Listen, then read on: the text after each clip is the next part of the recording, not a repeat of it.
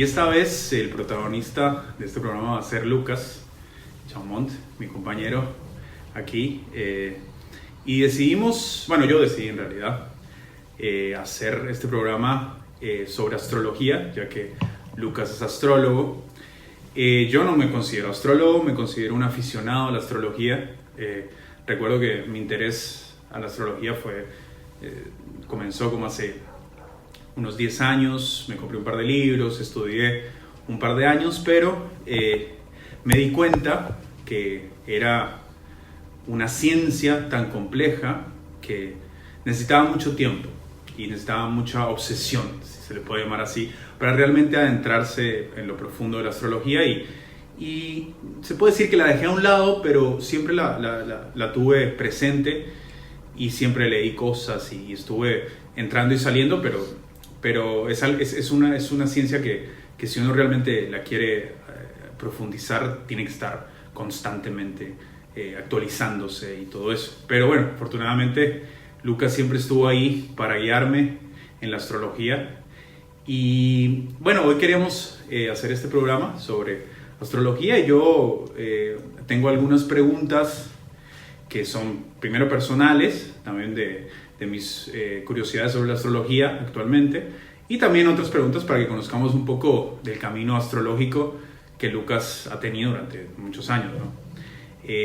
Bueno, Lucas, te voy a hacer una pregunta, la primera, y después vamos profundizando a ver cómo nos va.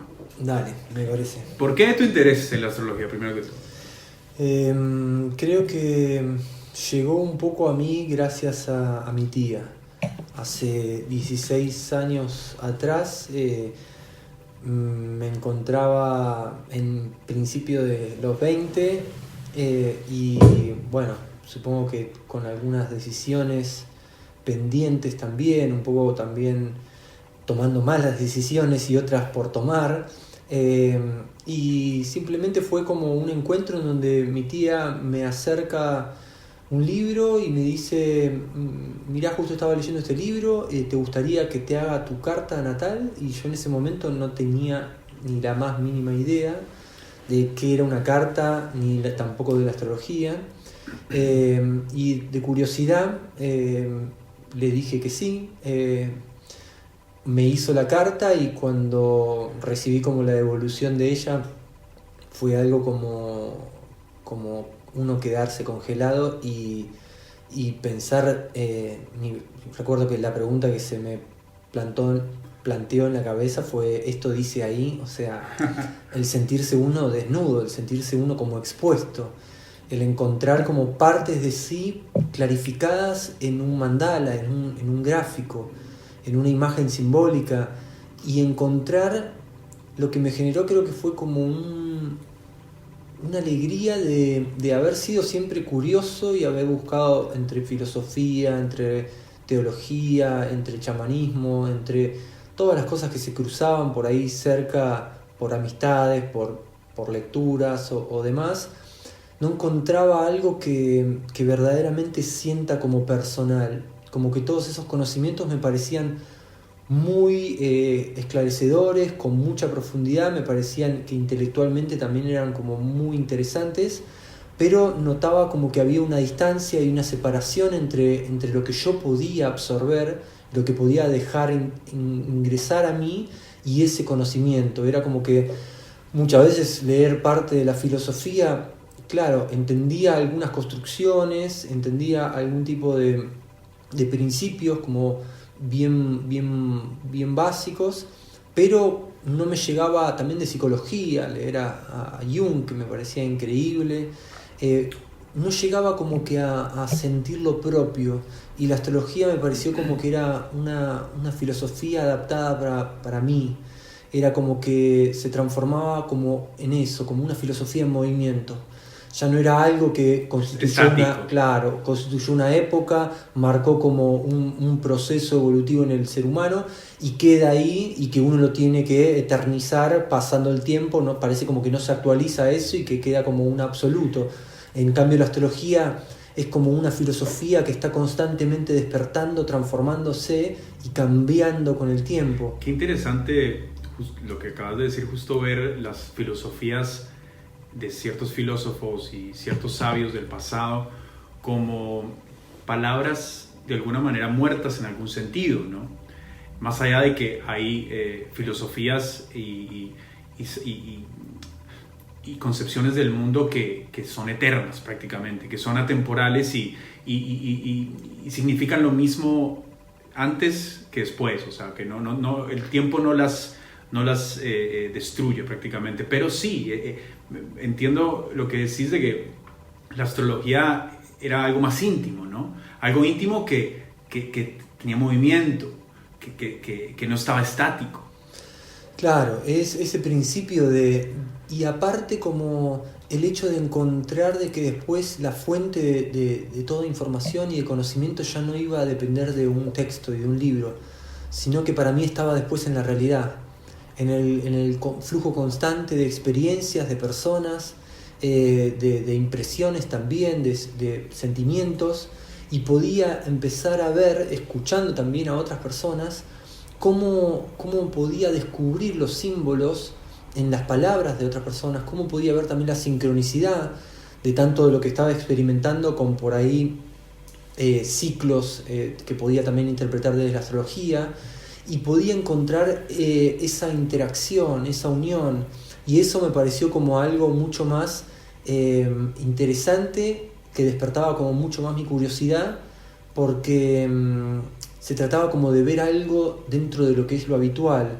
Es como algo más de una condición un poco como detectivesca, como de estar buscando las pistas, buscando de una manera también lúdica, de una manera como por lo menos para mí, para mi forma de estimularme con relación al conocimiento, y eso me parecía como lo más lindo e interesante. Y una pregunta que no está acá en mi lista, pero se me vino arte a la cabeza.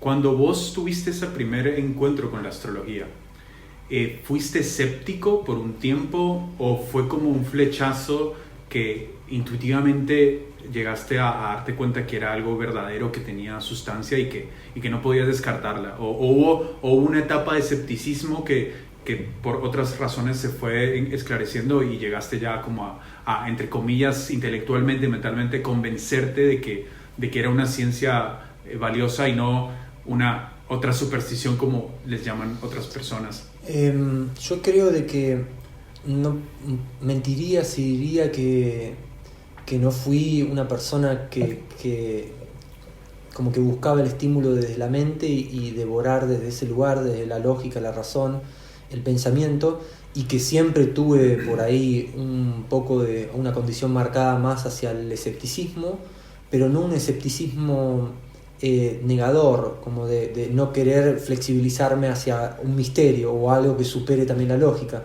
Claro. Sí, al principio, como en todo, como también muchas otras encuentros por ahí que hice entre tantas disciplinas, como también registros akáshicos, constelaciones, lecturas de tarot, y todas esas cosas que siempre me interesaron, pero al mismo tiempo había como un nivel, supongo que será también de protección de uno, para no quedar como muy tal vez sujeto a alguien que te diga cosas que por ahí muchas personas querrían resonar con eso, y entonces uno queda un poco como creyendo en fantasías cuando no hay algo desde lo profundo y más concreto.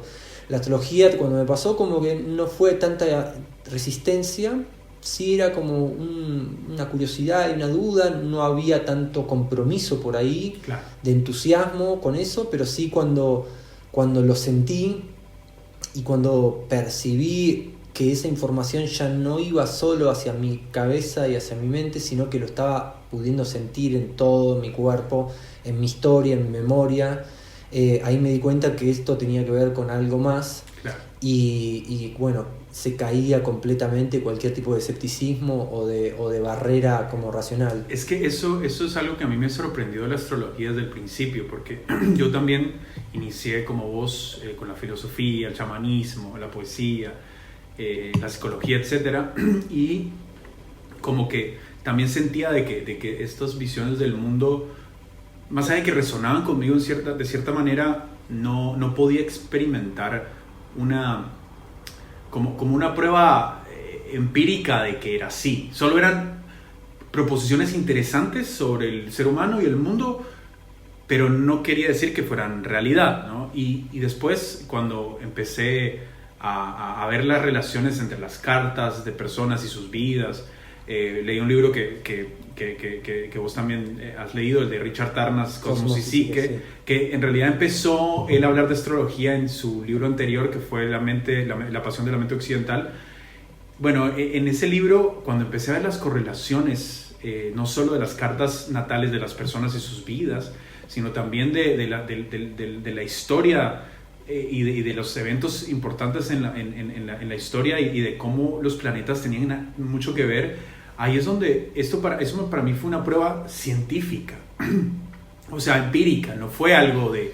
No podía existir una coincidencia, porque ¿qué es el método científico? Es un experimento que se repite y se repite y se repite, y esa repetición muestra que hay un patrón, y ese patrón se muestra que tiene una validez y una sustancia.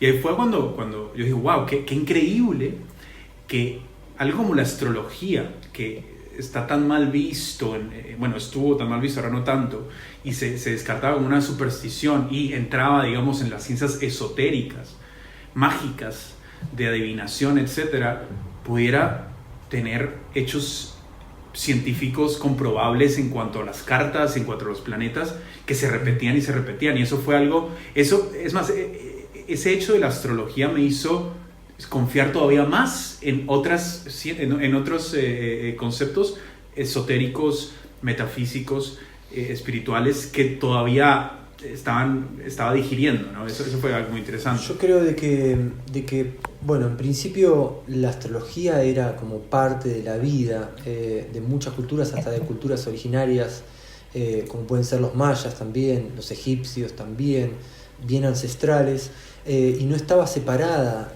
la ciencia de ese mundo también más esotérico. Lo que veo como un quiebre es a partir del proceso como de todo lo que sería la iluminación, todo el proceso también de donde el intelecto empieza a cobrar como que una emancipación y rompe un poco este equilibrio, y de ahí es que se empieza a generar este pensamiento científico que rechaza a esta parte como más sensible. En la astrología se ve y se entiende también de que mucho del proceso de la integración de la información astrológica se da a partir del eje de Virgo y Piscis, que Virgo es el pensamiento racional e intelectual y Piscis es la intuición, el registro también de la interpretación, de un vuelo como mucho más sensible, y que necesita ambos, necesita ese equilibrio que también es un poco entre el femenino y el masculino. Y la astrología siempre habla de esa representación entre el cielo y la tierra, entre arriba y abajo, entre afuera y adentro, y habla de esta unión entre el femenino y el masculino. El problema es que cuando el ser humano encuentra un poco, tal vez por equivocaciones, no equivocaciones, pero por las decisiones también de poder que estaban sostenidas a partir de toda la religión, de todo también cuestiones así, de creencias sobre un poder absoluto que encarnaban los reyes.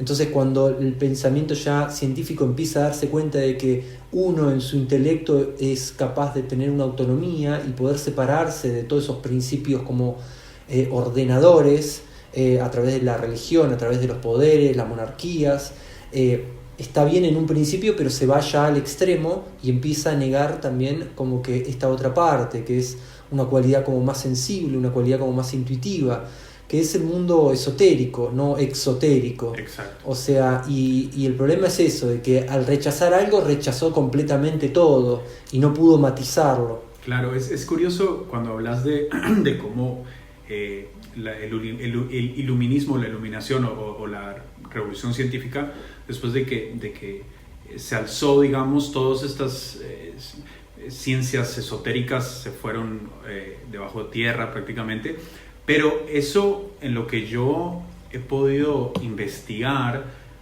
solo era una fachada realmente, porque muchas monarquías seguían teniendo sus astrólogos, muchos políticos también, y también el Vaticano y religiones del mundo, como vos decís, tenían su lado exotérico, que es todas las prácticas de las masas y todos los dictámenes públicos, Y por el otro lado, estas cosas esotéricas, como en el Islam, como con los sufis, como en el gnosticismo, en el cristianismo, y con la cábala, digamos, en el judaísmo, todavía se practicaban, pero no públicamente. O sea, para mí siempre estuvieron detrás, pero obviamente eran herramientas de empoderamiento, y eso es lo que menos querían.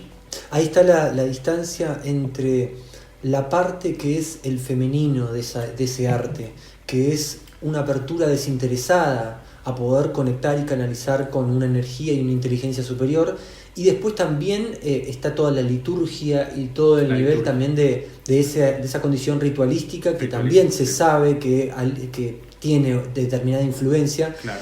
Pero por eso es que también se sigue conservando eso de manera oculta, porque también representa un poco el anhelo de poder de la mente más masculina, de la mente como más conquistadora en ese principio. Entonces por eso que queda solamente por ahí esa representación sustituta de lo que en realidad era la esencia. Se puede ver como toda esa parte como más en apariencia, una vez como religiosa, espiritual, pero como que perdió esa apertura, ese desinterés, sino que se fue hacia un nivel también de poder. Claro, y en las liturgias y todo eso, si te das cuenta, la mayoría de gente, cuando se involucra en estas liturgias, hay muchos símbolos y hay muchas prácticas que hacen, pero no saben por qué las hacen, no saben por qué este símbolo, no saben por qué este otro. Yo creo que también deben haber muchos símbolos zodiacales en todas estas religiones que están ahí escondidos, pero no se preguntan nunca por qué este símbolo, por qué este otro. Y están prácticamente, es como se dice en inglés, is hidden in plain sight, ¿no? Está escondido en tus ojos prácticamente, enfrente tuyo, pero se volvió algo tan de costumbre y de tradición que ya estos símbolos, que muchos de los cuales la mayoría son paganos, precristianos, preislámicos, la gente los ve pero no se pregunta por qué están ahí. Ya se volvió como hablamos, exotérico, pero no dicen nada, ya están muertos, pero siguen ahí siendo parte de estas liturgias. Eso es muy, muy interesante, ¿no? Sí, bueno, compartíamos también algunas personas que hablan sobre el sincretismo y sobre las relaciones también bueno, en el caso también como es Aries, que es el carnero, y cómo también aparece un poco en la religión, como el sacrificio también de esas figuras, y que muchas veces se interrelacionan con principios que, bueno, que develan. También Aries está asociado con el cerebro, como también en la astrología está, y creo que si no me equivoco, hay como órdenes, no sé si los templarios o los masones, pero tenían también la figura de la cruz con el círculo, y eso también es como la representación de la astrología, la cruz también, cardinal con el círculo del mandala. Y también los celtas tenían este símbolo, la cruz con el círculo. Habla también eso, como del espíritu y la materia, y la conexión también en eso. Pero sí, hay mucha información también de todo esto. Yo creo que es para profundizarlo, tanto de lo que es como la búsqueda. Para mí algo me parece interesantísimo es la cruz cardinal que arma Piscis, que arma Aries, Cáncer, Libra y Capricornio, y que para mí habla mucho del poder descubrirse a sí mismo. Habla también desde Aries de poder reconocer el deseo, de poder conocer también la profundidad del cerebro, y cómo eso está complementado justamente con Libra, que es los otros. Con los otros vemos una parte de nuestra naturaleza, en ese espejo nos reconocemos, y cómo en la verticalidad está Cáncer y Capricornio, y habla también un poco de cómo tenemos que aprender a reconocer nuestros principios inconscientes, toda esta inercia de este cerebro que logró una evolución hasta el día de hoy, y que en el anhelo de poder sostener eso nos genera un nivel de inercia y de comodidad, porque lo que busca el cerebro es optimizar la energía. Lo que no quiere es una pérdida de energía, porque le significaría no tener por ahí el recurso y la reserva para poder reaccionar ante una amenaza. Y eso lo que hace al ser humano es que termina teniendo lo que humanamente tenemos todos, esta procrastinación, esta intencionar algo pero no comprometerse, no lograr esa concreción. Y eso es porque tenemos principios inconscientes de un nivel como de homeostasis, como que dentro de nuestro cuerpo se quiere mantener todo un equilibrio y que nada se genere de un nivel como de cambio, de ruptura. Y eso justamente lo que nos va a generar es cualquier tipo de movimiento o de transformación en nuestra vida va a estar siendo insistentemente reprimido por nuestro cerebro. Y así es que caemos ante las adicciones que podemos vivir hoy en día, como es el consumo exagerado de alimentos que no nos dan vida, no nos dan nutrientes, pero que sí generan un nivel de dopamina que el cerebro lo interpreta como que está perfecto. Y también así la recompensa que nos da también la dopamina por una red social. No te compromete a nada, es un hábito un poco como destructivo, no te está generando ningún tipo de creatividad, de movimiento. Es un placer, es un hedonismo. Es algo instantáneo, sí. Con lo que uno ya es como también estar todo el tiempo por ahí mirando la televisión, una serie. Y también el otro día estaba pensando de que cuando uno busca estos placeres inmediatos, no está en el presente, está siempre buscando el reward, ¿no? Porque lo que tiene también el cerebro es que ante la dopamina tiene la condición de poder prever el resultado y ya estar segregando esa hormona, para ya sentir una satisfacción de que está fantaseando con algo. Entonces también se proyecta mucho hacia futuro.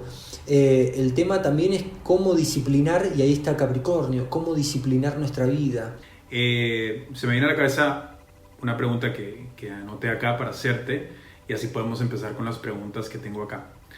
A ver, dame un segundo.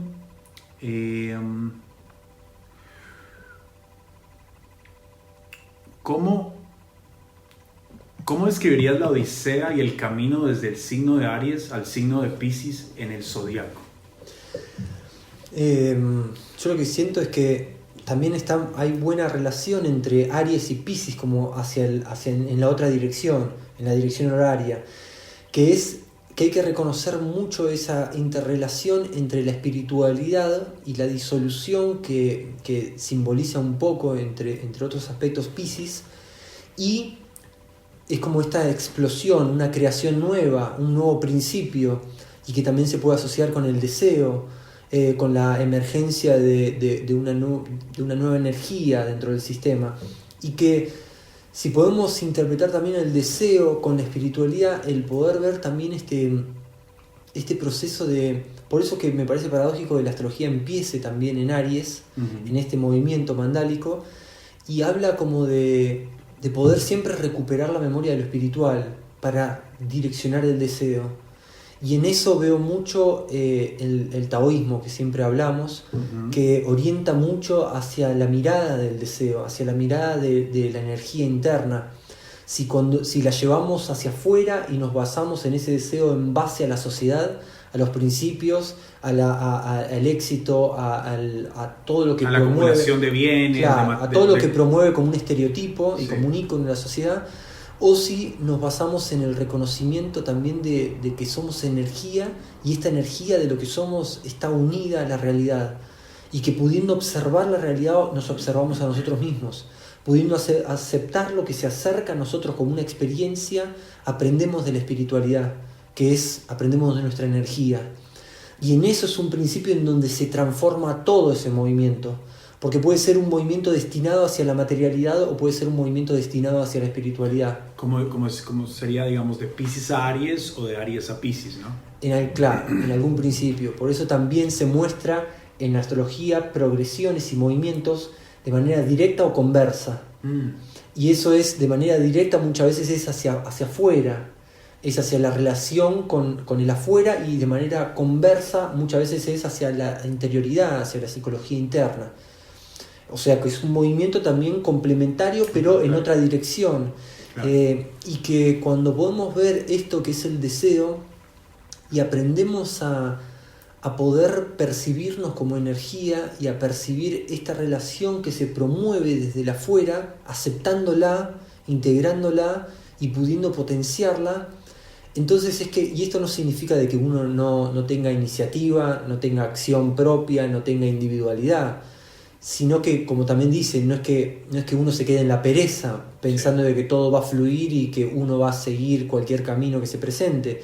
Siempre está también ese nivel de conciencia, no es que uno como que pierde esa autonomía, sino que esta conciencia empieza a desarrollar como una profundidad de escucha consigo mismo y empieza también a discernir de la realidad de esa escucha en donde uno está resonando y vibrando con determinadas cosas.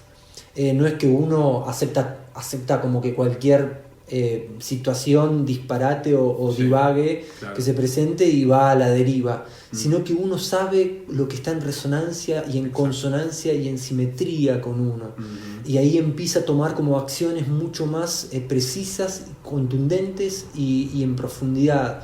Y se da cuenta que la vida entra menos en resistencia con uno mismo. Eso es, cuando hablas de esto, lo que se me viene a la cabeza es como el saber, ¿no? Es el saber, lo que se le llama el saber, pero no el saber de aprendizaje, ni el saber de memoria, sino el saber. Como que mucha gente, ante las acciones de muchos, pueden pensar de que esa persona está loca porque toma esta decisión u otra.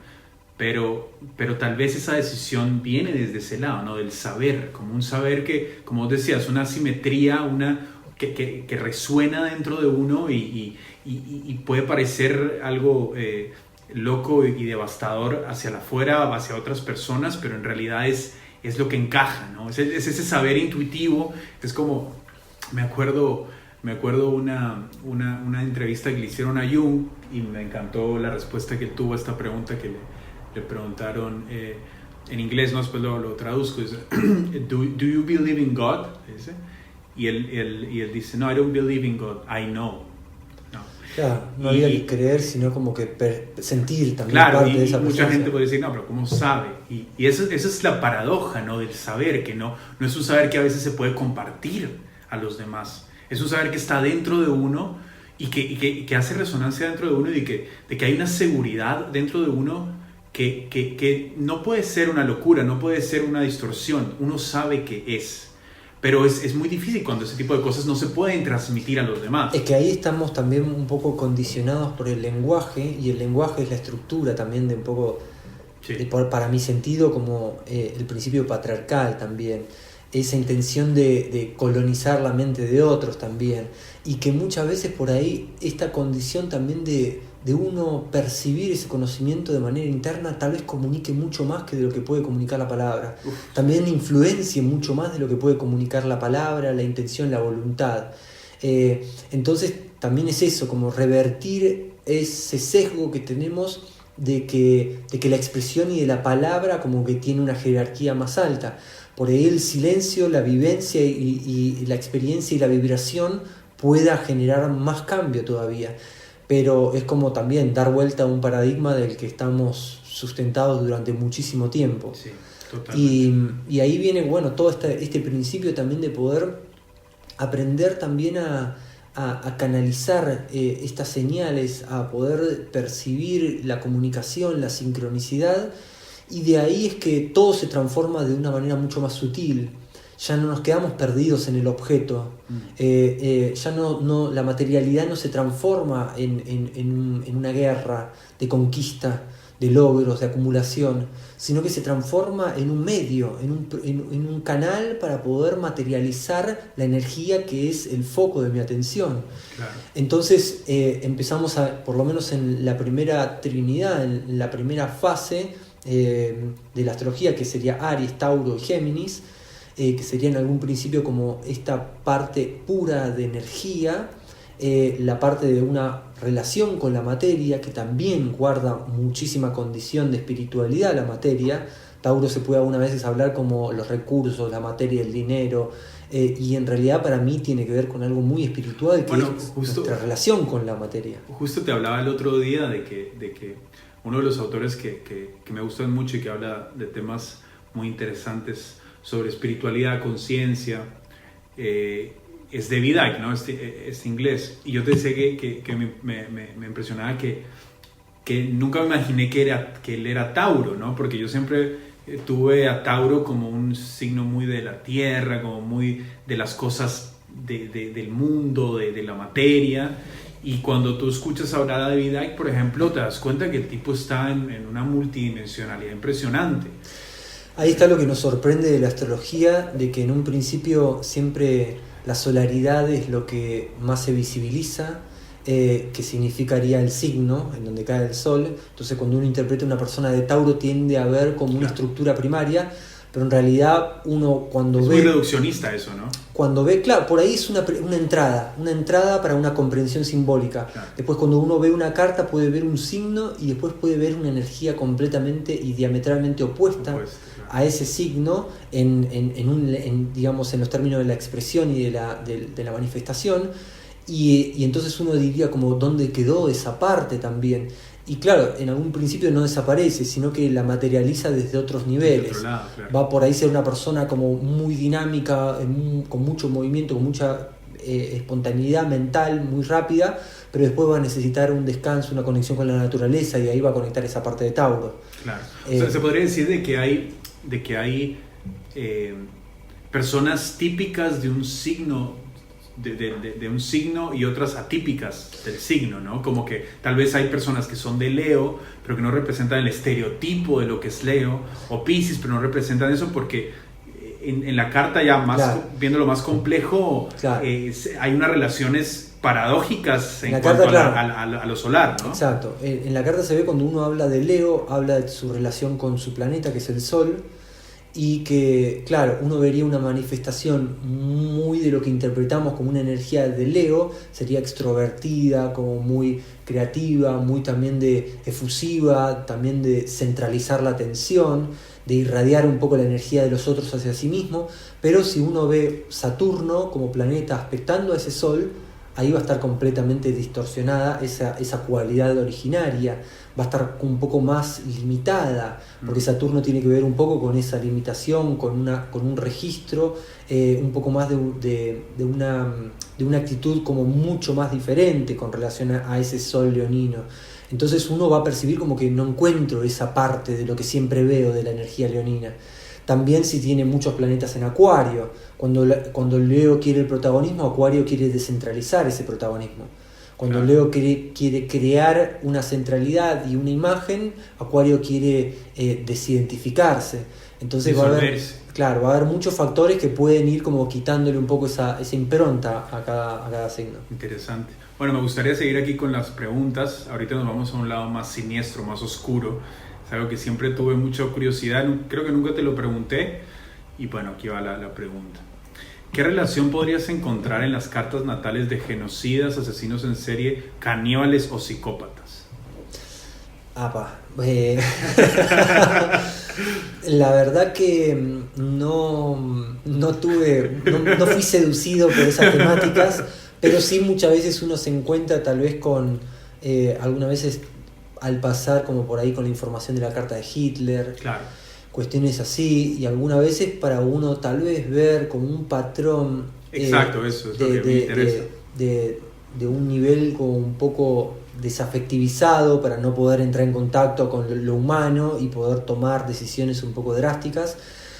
Algunas veces uno va a ver lo que tiene que ver con, por un lado, con una condición afectada de la luna, en donde la luna tal vez, que es lo que creamos como interioridad, como lo que afectivizamos, lo que nos da un nivel de registro con la sensibilidad, pudo haber estado distorsionado o de una manera como expuesto ante experiencias muy duras, como puede ser tal vez si uno ve una luna en Capricornio, por ahí es algo opuesto a la luna. Cuando la luna está hablando de Cáncer, Capricornio es el signo opuesto. Y que cuando cae la luna en ese lugar donde uno va a buscar un refugio de calidez, hay como frialdad, hay como un nivel de distancia, como un nivel del deber, de una exigencia en vez de una aceptación. Entonces ya va a generar como una dificultad para crear empatía. Va a haber una dificultad de entrar en un registro sensible con el otro, porque uno como que no pudo construirlo en esa primera etapa. Algunas veces también se ven en la carta de Hitler, si mal no recuerdo, por ahí también como la dificultad también del encuentro con el otro como ascendente, que algunas veces puede tener que ver con un ascendente en Cáncer, un ascendente en Libra, en donde en el caso de un ascendente en Cáncer tiene que construir una sensibilidad, tiene que aprender a tener como que también un registro de empatía. Como que se podría decir que en esa configuración de ascendente en Cáncer hay más dificultad en empatizar con el otro. O es la misión de ese sitio. Es la misión, pero claro, pero tiene que ir como desenvolviéndose en eso, y de acuerdo por ahí al resto de la carta, por ahí se le fue más difícil o no. Un ascendente en Libra también como que está esa vincularidad dispuesta a tener que interpretarse, y que muchas veces se contrasta y se genera como una rivalidad, como una dualidad bien distante. Después también ver mucho lo que por ahí sería Plutón. Plutón aspectado de una manera también un poco intensa, por ahí por Marte, por el Sol, en algún punto también particular de la carta, como puede ser la casa número 10, la casa número, el ascendente también. Pues, yo te pregunto una cosa, y perdón que te interrumpa. ¿Crees que se podría, digamos que nace un niño, una niña, ¿no? ¿Se podría predecir que alguien pueda tener esas aptitudes en el futuro? Claro, no, porque por ahí de la misma carta en la que uno ve un psicópata en potencia, puede ser un sanador. Qué curioso. Porque eso es lo que tiene la astrología. Plutón tiene que ver con el control, la manipulación, el dominio, y al mismo tiempo tiene que ver con la sanación, la psicología y la terapia. Eso es lo paradójico, muestra como un espectro muy amplio de acuerdo a la decisión que uno toma. Claro, el libre albedrío está ahí. Es la vibración está como dentro de un arquetipo, pero uno puede dejarse llevar para un nivel de vibración o el otro. Claro, porque yo leí algo, me acuerdo de Alan Watts, no sé si lo ubicas, sí. Que en un libro sobre taoísmo habló de Hitler, justo de Hitler, y él estaba hablando de la importancia de la astrología. Él decía que si se tomaran en serio la astrología, hubieran podido predecir, si hubieran visto la carta de algún Hitler, en lo que podía convertirse. Yo creo que necesitas, tal vez un poco más que la carta, necesitas poder tomar presencia de la vida que tuvo, claro, y la relación familiar que tuvo y las experiencias que tuvo, y ahí uno puede concluir de que hay mucha posibilidad ya ahí, de que se suceda algo como... Pero sí se viene, digamos, como que obviamente cuando se nace está como una impresión de los astros, ¿no? Claro. Es como un mapa. Y ahí hay energías que se pueden utilizar, otras que se pueden ignorar, digamos. Entonces dependiendo de cómo esa persona lleva esa vida, imagino que esas energías ahí toman un aspecto malévolo o un aspecto benévolo, digamos, ¿no? Sería así. Claro, es como también lo que se habla, si no estoy equivocado, de la epigenética, cómo también el entorno condiciona el destino, lo biológico también en este caso. Claro. De la misma manera eso. Sí, la atmósfera donde se viva, con quien se habla. Como existe un ADN en el cuerpo, imaginémoslo también como un ADN astral. Claro. Entonces necesita esa interacción con el entorno para ver cómo responde y cómo se despliega también. Claro. Interesante. Bueno, aquí es una pregunta que es, digamos, como la contraparte. ¿Cómo se vería una carta de una persona evolucionada espiritualmente? ¿Es posible darse cuenta de esto a simple vista? Y si es así, ¿qué aspectos resaltarían? Yo lo que creo es que también es difícil enmarcar por ahí algo. Lo que se puede ver muchas veces es que cuando una persona tiene, en la astrología se puede leer y estudiar, cuando una persona tiene muchos planetas en el hemisferio inferior de la carta, se dice de que está haciendo un desarrollo personal, un desarrollo de una búsqueda de un carácter más individual. Cuando está del horizonte hacia arriba, de la segunda mitad hacia arriba, está haciendo un encuentro hacia la sociedad, con el otro, un encuentro como más hacia lo colectivo. Eso ya habla algo. Ninguno de los dos es que uno sea más espiritual que el otro, claro, pero como que habla ya de que se culminó un proceso individual y ahora está como que en entregar los frutos de esa búsqueda, de ese encuentro. Y que esto ya emite también una relación, porque los planetas transpersonales están más en la parte superior de la carta. Piscis, Neptuno tiene, Urano está rigiendo a Acuario, Plutón está rigiendo a Escorpio, Saturno también en relación con Capricornio y con Acuario. Entonces, todo lo que es nuestra relación con algo que se puede relacionar con la espiritualidad, que es lo transpersonal. O sea, eso sí, digamos, la inclinación espiritual, digamos, y tal vez los intereses futuros espirituales del recién nacido, podría más o menos verse que va a estar más inclinado hacia un mundo más interior o un mundo más exterior, un mundo más espiritual o un mundo más material, me imagino. Claro. Eso es lo que... Va a haber, o sea, con relación a lo interior y a lo exterior, si en la carta tiene mucho fuego, la persona va a ir hacia la extroversión, hacia lo exterior, hacia la acción. Si tiene mucha agua, va a ir hacia la interioridad. Si uno ve un ascendente transpersonal, como puede ser Piscis, Acuario, tal vez como ejemplo, va a haber un destino que lo va a estar direccionando hacia algo como un poco más allá de su necesidad inmediata, de su individualidad. Si uno ve muchos planetas o un stellium en la parte superior de la carta, más en el último cuadrante, que sería Capricornio, Acuario, Piscis, también ve una influencia hacia una transpersonalización, hacia una entrega, hacia algo colectivo, hacia un servicio, un propósito más allá de sí mismo. Si uno ve aspectando al Sol los planetas transpersonales, también ve de que la identidad va a estar atravesada por mucha energía que va a tratar de expandir un poco la imagen de sí mismo, la va a tratar de llevar más allá en resonancia con el colectivo, así como muchos factores hay también de que van acumulando esa tendencia. ¿Alguna vez que te recordes, que te quedó en la memoria, viste alguna carta que te impresionó? Que te quedó marcada por alguna razón. No, creo que todas las cartas tienen algo muy especial y que no es la carta en sí, es la devolución de la persona lo que me sorprende. Ok. Es ver cómo, sobre eso porque eso me cómo uno puede dar una hipótesis, pero la creatividad y la vida y la experiencia de esa persona pudo haber transformado algo donde uno pensaba de que podía haber sido direccionado completamente hacia un lugar. La persona logra algo diametralmente opuesto y uno dice ¿cómo sucedió eso? Y trata de preguntar y empieza a ver la creatividad, empieza a ver ese anhelo de cambio, esa voluntad disruptiva de poder cambiar como que un patrón de destino, de poder cambiar como una inercia. Claro, como el desafío que te pone la carta que ya está establecida.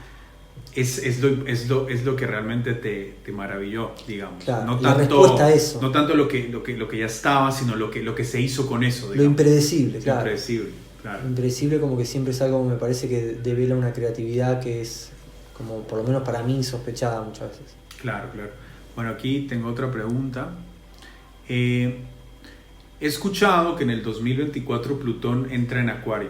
¿Qué significa esto para el mundo? Bueno, yo lo que siento es que por lo menos a partir de la entrada de la era Acuario, que tampoco es algo que se pueda definir como un tiempo exacto, sino como que es una transición. Algunos lo asocian con el calendario maya y la transición del 2012, otros lo ubican un poco más atrás a partir de la creación de internet, de toda la tecnología, el avance de la tecnología asociado con Urano. Yo lo que siento es que esta era de Acuario abre como un espectro en donde se integran el femenino y el masculino. Acuario también asociado como el signo del ángel, del hermafrodita, de la unión entre los sexos, y eso también integrado con la unión con el inconsciente. A partir de esta unión con el inconsciente, el ser humano aprende de este cerebro primitivo, de este cerebro que está funcionando de manera subconsciente, hace muchos procesos sin que la conciencia lo registre, pero cuando empieza a aprender cómo modificar estos patrones subconscientes, empieza a hacerse de una divinidad interna, empieza a activar un nivel distinto de su voluntad, de todo su potencial también, y ahí empieza a resolver muchos de los dilemas psicológicos con los que estuvimos en algún principio vinculados o condicionados. Y a lo que por lo menos en todo este tiempo estuvo ayudando y respondiendo en algún principio la astrología, hacia lo humano, hacia el individuo, hacia la deconstrucción de la complejidad que lo tiene en algún punto atrapado. Lo próximo que yo siento es una astrología orientada hacia lo colectivo, hacia la humanidad, hacia la precesión, o sea, de todo el movimiento psíquico, colectivo y humano, también en relación con la Tierra y los astros. Y cuando vos me decís este movimiento, y se habla ya como hablaba Tarnas también de todos estos ciclos de experiencia, yo creo de que es algo muy complejo de predecir, como también uno puede hablar de determinadas hipótesis. En el caso de cuando estuvo todo este movimiento de Plutón en Capricornio, siempre Plutón está asociado con una transformación, con una liberación de energía, con una exposición también de lo que no podíamos ver, de la parte oculta. Y cuando está en Capricornio, Capricornio se relaciona mucho con el poder, con las estructuras, con la élite. Y este Plutón lo que hace es romper con todo este nivel de estructuralismo. Por eso entra mucho el cuestionamiento sobre el poder del oculto en lo económico, sobre las instituciones, sobre la política. Se cuestiona mucho el nivel del rol de lo patriarcal en las familias, el nivel también de lo patriarcal en los vínculos sexoafectivos también, en ese nivel de cerrar y de poder crear como que una jerarquía también en todo eso. Y es como que la semilla y la apertura para después lo que es Acuario, que es la libre circulación de la energía. Claro, entonces sería que este Plutón en Capricornio ahí como que se endurece todo esto, toda esta energía patriarcal y empiezan a haber más conspiraciones y engaños, etc. Y este Plutón en Acuario disuelve todo esto, como que ¿cómo lo verías? Yo creo que más que solidificar está como implosionando eso. Okay. Por eso es que sale mucha revolución, mucha tendencia contestataria, mucho poner en juicio determinadas creencias, determinados principios. Es un caos a lo que nos estructuraba, porque Capricornio en algún principio son esos valores incuestionables, lo que ya está como muy asimilado como un registro de lo correcto, de dónde se sustenta la sociedad. Y ahora justamente se está moviendo toda esa estructura, ese suelo donde estábamos pisando. Y se está desmantelando prácticamente, porque está saliendo a la luz lo que antes estaba oculto. Prácticamente los trapos sucios están saliendo de una manera que jamás vista. Exacto, y después, por lo menos lo que se puede, tal vez como una hipótesis, creer, cuando entre en Acuario, tal vez Acuario tiene que ver siempre con eso, con esa posibilidad de la desidentificación. De lo que se identifica son de esas estructuras, de esas imágenes fijadas en nuestro inconsciente como un automatismo, y que en algún principio se necesitan de eso, se necesitan como base, no como dependencia, porque Acuario también rige justamente al planeta que está asociado con Capricornio, que es a Saturno. Acuario tiene a Saturno y a Urano, que sería la estructura y la revolución, el cambio. Entonces ahí está el peligro también de revolucionar ante cualquier principio de orden y no saber para qué construir. Qué curioso esto que me decís, porque justo lo que yo siento que está pasando ahora es de que hay una ansia tan grande de cambiar, de reconstruir y de deconstruir, que la gente quiere empezar desde cero y obviar y ignorar el pasado totalmente. Y también hasta lo biológico, el mismo sexo. Hay que olvidar el sexo, hay que olvidar lo que se aprendió de los antiguos, todo. Hay que empezar desde cero. Como sin ningún... Y todo empieza a tener también una noción muy subjetiva. Todo es subjetivo, nada es objetivo. Lo que siento es que también... Y eso por un lado, obviamente, digamos, yo pienso, ¿no?, que el aspecto positivo es como un impulso a disolver, pero en el lado negativo es un impulso a disolver, a destruir cosas que también son importantes y que también crean una estructura, que también crean una coherencia.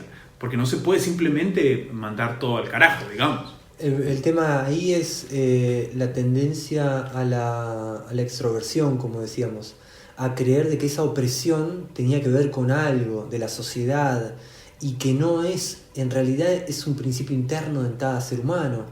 Uno hace resonancia con eso, lo acepta y se adapta a un modelo, a una normativa, y que claro, el ser humano tiende a querer siempre demonizar, proyectar y combatir en contra de algo. Entonces va a querer rebelarse en contra de toda esa opresión, queriéndola destruir y borrar de la historia, cuando en realidad tiene que verlo desde adentro, ver desde uno mismo esa tendencia a querer buscar refugio en esas estructuras, porque tememos al vacío, tememos a la incertidumbre, tememos ese cambio disruptivo que nos desacomode y que no sepamos quién somos a partir de tanta... ¿Y no te parece, harto que me vino a la cabeza, te parece muy curioso el timelapse donde está pasando todo esto? Porque justo que estábamos hablando en otro programa sobre la inteligencia artificial, justo en esta etapa donde esto está sucediendo astrológicamente, la élite y las compañías tecnológicas están empujando más y más y más para que la gente se identifique con la idea de ser un cyborg, de ser una fusión con la máquina. Como ya no hay identidad, entonces ¿qué importa entregarse a un híbrido con las computadoras, con la inteligencia artificial? Eso me parece muy curioso, sí, porque la gente está entregándose a esto. Exacto, justo que lo dijiste, como que se construyó ahí en el momento preciso. El concepto de que me hablaste de Plutón en Acuario. Para mí, cuando entre Plutón en Acuario, el ser humano se va a dar cuenta de las regulaciones que necesita tener para con la tecnología. Claro. De todo esto que todavía está haciendo una laguna legal, claro, y que las personas que están dirigiendo estas tecnologías tienen personas relacionadas con la psicología, relacionadas con todos los estímulos, la neurociencia. Total. Y lo que están generando es una explotación del libre mercado. Y vos sos el producto, y la dopamina es el vehículo para generarte también el enganche con toda su tecnología, y que eso va a terminar generando un estrago generacional hasta el punto en el que eso se visibilice y se comprenda a la luz del día. Y ahí está Plutón sacando lo que estaba oculto, el poder, y que Acuario tiene que ver con la tecnología. Entonces se va a mostrar toda esta influencia que necesita ser regulada, claro, que necesita ser como más democratizada y no estar como que oculta y manejando un poder interno. Claro, porque sí, totalmente. Aparte que la humanidad últimamente, siento yo, ha sido desmoralizada, desvirtuada, y la identificación, o la identidad, perdón, es algo que con lo que se lucha mucho. Las personas luchan mucho con este sentido de identidad, ¿no? Con este sentido de quién soy, a dónde voy, soy hombre, soy mujer, soy esto, soy lo otro. Y entonces como que se crea esta confusión, y ahí entra esta singularidad nueva que es algo que promete mucho. Y sí, como vos decís, si esto no se regula, puede secuestrar el alma de la humanidad, y también puede tener un futuro muy, muy siniestro, porque cuando se desmoraliza la humanidad, cuando se descientifica a la humanidad, se le quita deliberadamente por medio de campañas psicológicas y por medio de basura informática, y por medio de mala educación, por medio de un montón de instituciones también, por medio de la intoxicación de las mentes y de los cuerpos, se crea esa necesidad de reemplazar al humano por otra cosa. Yo creo que en un principio tiene una parte y tiene otra contracara. En la parte, claro, de que por ahí muchas veces el hiperestímulo genera una ansiedad en donde se distorsiona en exceso la imagen de sí mismo, de la persona, y entra en una búsqueda desenfrenada, pero desde un nivel de inestabilidad emocional. Claro, exactamente. Ahora, también contemplo la idea de que, viendo la era de Acuario y la apertura de una nueva energía, que Acuario tiene que ver con esta transformación del género, con algo que no se define de manera binaria, que no se define de manera contrastada, sino que empieza a ver como que todo un nuevo matiz, una nueva paleta de grises. Claro. Ahora, el tema es no cuando... blanco, un negro, claro, sí. El tema es que eso debería ser celebrable. El tema es cuando de repente hay un interés detrás de eso. Hay como un comercio que empuja también a todo eso, o también intereses no solamente comerciales, algunas veces también tienen que ver con ideológicos, políticos. Total. Que apoyan determinadas cosas y que incitan de acuerdo a esa inestabilidad también de la persona, y que muchas veces la persona toma decisiones drásticas empujadas de un nivel de necesidad que por ahí no debía ser. Yo lo que veo es el hecho de eso, de que va a haber como mucha apertura con relación al género, a la sexualidad y a todo esto. El tema es que ya se está sintiendo. Claro, cuanto más se necesite expresar y como que denunciar y como manifestar, bueno, ahí creo que debería uno poder ver de dónde está surgiendo esta necesidad, porque esto tendría que ser algo como más de la fluidez interna, de una nueva aceptación de que ahora la energía está acompañando todos estos cambios. Claro. Y uno tendría como que también como que tener esa posibilidad de celebrar. Es entendible también de que para toda persona que ya tenía un principio de no identificación con algo binario, vive en una sociedad que oprime a eso, y que obviamente esa denuncia va a ser como algo inherente, como una inercia muy natural. Está bien, el tema es cuando uno empuja decisiones por querer separarse de eso, y esas decisiones como a veces llevan a querer tomar decisiones de lo corporal y de lo físico un poco aceleradas, por justamente eso, por querer separarse. Claro, porque es como una fuerza que todavía está latente y una nueva que está entrando, ¿no? Claro. Y entonces esa irrupción crea una confusión inmensa, ¿no? Es que es eso, todo cambio así es como muy... Yo pienso que más allá de que la influencia astrológica impacte a un nivel psicológico mundial, también hay quienes se aprovechan de estas influencias porque saben de antemano que vienen y mueven las fichas de ciertas maneras porque saben de que estas energías vienen y pueden aprovecharlas. Y yo estoy totalmente seguro, si bien no sé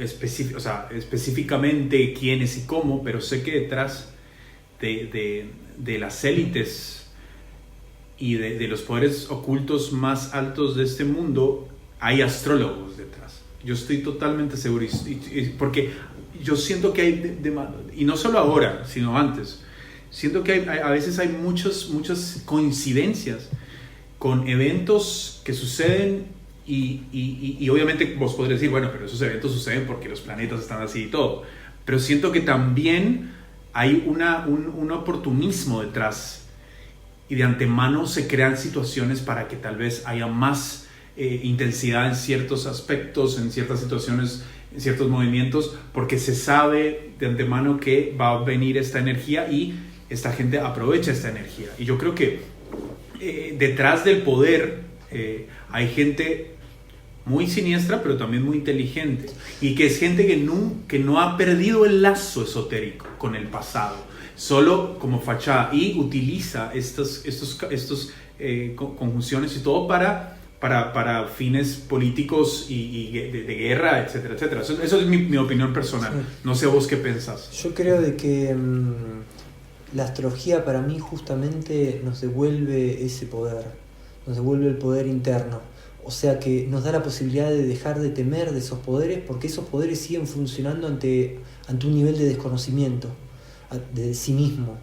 Que cuando la astrología devuelve a la persona a su centro, a la conciencia de sí, deja de estar en guerra con su contexto. Y de ahí empieza a tener la libertad de decidir, de tomar opciones. Y digo decidir, y uno por ahí creería de que uno toma decisiones las 24 horas del día, pero bueno, uno no diría lo mismo escuchando a un neurocientífico cuando te habla de que uno es un patrón de repetición. Y el tema también es un poco eso, de que están estas personas que obviamente sí tienen ese conocimiento, y por ahí hasta sean los encargados de crear como una sátira de la astrología. Hasta por ahí, si uno quiere por ahí pensarlo de esa manera. Totalmente. Pero lo importante es no pensar en el poder de ellos, sino devolvernos el poder a nosotros, claro. A través de este autoconocimiento. Sí, no, mi intención detrás de lo que dije es digamos, basándome en lo que vos me contás sobre la astrología y lo que yo he aprendido por mi lado, ver cómo la astrología es una herramienta que puede utilizarse de muchas formas, ¿no? Y de que como vos decís, este resurgimiento de la astrología es una manera de luchar, de luchar como una resistencia en cuanto a estos planes de dominación, etcétera, etcétera, porque en el momento